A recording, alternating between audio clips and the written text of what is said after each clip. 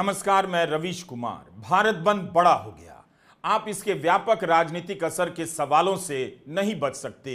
21 अगस्त को भारत बंद का आह्वान इसलिए किया गया क्योंकि सुप्रीम कोर्ट की 7 जजों की पीठ ने अनुसूचित जाति और जनजाति कोटे में वर्गीकरण का फैसला सुना दिया। इस फैसले को लेकर अनुसूचित जाति और जनजाति समाज में जिस तरह की प्रतिक्रिया हो रही है, उसे ठहर कर देखने और समझने की जरूरत है। इससे एक मौका मिलता है समाज के एक बड़े हिस्से के भीतर जो गतिविधियां हो रही हैं उसे देखने का। हो सकता है हमारे समझने कहने में कुछ कमी या गलती रह जाए, लेकिन भारत बंद की इस घटना को नजरअंदाज करना सबसे बड़ी गलती होगी। यह वीडियो लंबा होना ही है, उम्मीद है आप आखिर तक देखेंगे।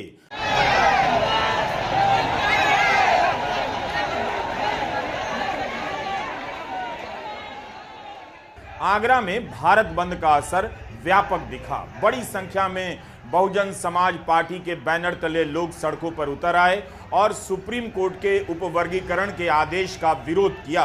इस फैसले को वापस कराने के लिए प्रशासन को ज्ञापन सौंपा गया। भारत बंद के तहत जगह जगह पर जिला मुख्यालय तक मार्च निकालना तय हुआ था और जिलाधिकारी को राष्ट्रपति के नाम ज्ञापन देना था। अप्रैल 2018 में सुप्रीम कोर्ट के ही फैसले के खिलाफ भारत बंद में काफी हिंसा हो गई थी। कई लोग मारे गए जिन्हें बहुजन संगठन शहीद कहते हैं। कई सारे मुकदमों के जाल में फंस गए। नेताओं के मुकदमे वापस ले लिए जाते हैं, लेकिन क्या इन मुकदमों को वापस नहीं लिया जा सकता था? इसकी मांग क्यों नहीं हो रही?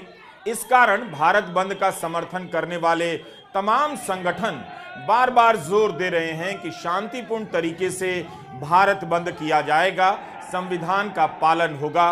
भारत बंद के व्यापक होने का यही मतलब है कि सुप्रीम कोर्ट का यह फैसला समाज के निचले तबके तक पहुंच गया है और राजनीतिक जनमत का आकार लेने लगा है। उत्तर प्रदेश के कई शहरों में भारत बंद का ऐसा ही असर देखने को मिला।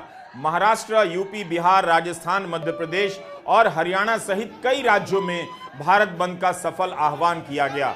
महाराष्ट्र में प्रकाश आंबेडकर की पार्टी वंचित बहुजन अघाड़ी ने भी इसका समर्थन किया है। सुप्रीम कोर्ट के फैसले का विरोध इतना बड़ा है कि उसका दबाव सभी दलों पर देखा जा रहा है। जो दल चुप हैं उन पर भी, और जो इस दबाव के कारण देर से बोल रहे हैं उन पर भी। हम इस पर भी वीडियो में बात करेंगे कि कैसे तमाम दलों में अलग अलग राय हैं और इस मुद्दे पर बोलने की उनकी मजबूरियां क्या हैं। भारत बंद दलित कैमरा एक यूट्यूब चैनल है। इसके एंकर रविचंद्रन बाथरन थे, जो अब रईस मोहम्मद के नाम से जाने जाते हैं। रईस लगातार उपवर्गीकरण के पक्ष में लिख रहे हैं। सीजेआई चंद्रचूड़ और जस्टिस मनोज मिश्रा ने अपने निर्णय में रविचंद्रन बाथरन के एक रिसर्च पेपर का हवाला दिया है, जिसका नाम है the many omissions of a concept discrimination amongst scheduled castes. इनके वीडियो पर नेत्रपाल नाम के IRS अफसर से एक बातचीत है, जो उपवर्गीकरण के समर्थन में तर्क दे रहे हैं। आंकड़ों के साथ आंध्र प्रदेश में मादिगा और माला के बीच के विवाद को समझाते हैं। मादिगा चरमकार रहे हैं, कई सामाजिक कारणों से शिक्षा में पिछड़े रह गए और नौकरियों में भी। मादिगा समाज ने जाति का दंश झेला, मगर उनकी स्थिति को देखें तो उपवर्गीकरण की बात सही लगती है, ऐसा तर्क दिया जा रहा है। आंध्र प्रदेश में 1991 में अनुसूचित जातियों में माला समाज से 69% लोग थे और मादिगा से केवल 22% ही सरकारी नौकरियों में थे।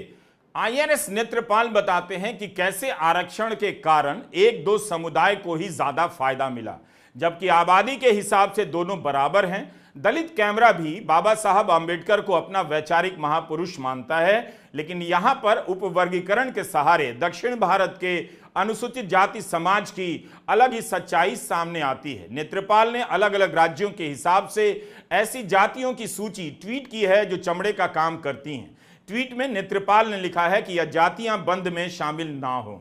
नेत्रपाल कई वर्षों से आंकड़े इकट्ठा कर रहे हैं और इसके आधार पर अपना पक्ष रख रहे हैं, ऐसा वे दावा करते हैं।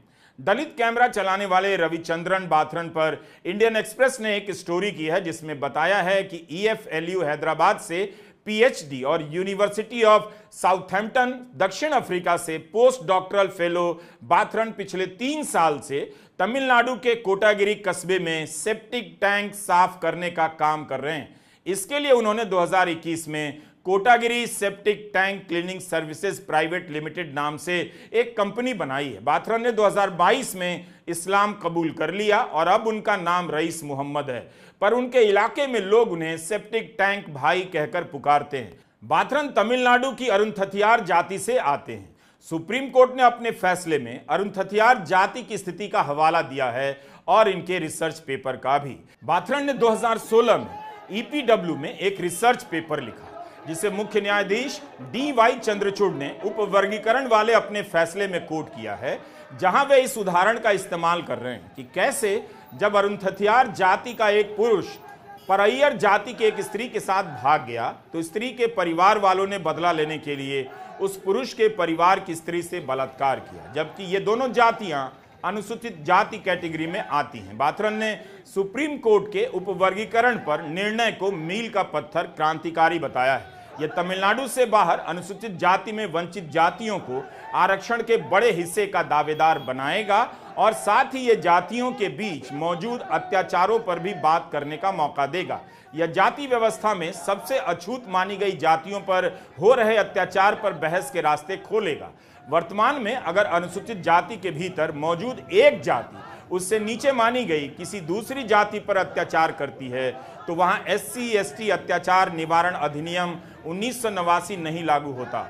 बाथरन कहते हैं अरुणथतियार अब उन प्रथाओं के खिलाफ आवाज उठा सकते हैं जो उनसे भेदभाव करती हैं, दूसरी दलित जातियों द्वारा जारी प्रथाओं के खिलाफ भी। यह फैसला इस बात को मान्यता देता है कि दलितों के भीतर भी एक जाति का दूसरी जाति पर अत्याचार आम है, ऐसा इंडियन एक्सप्रेस में लिखा है।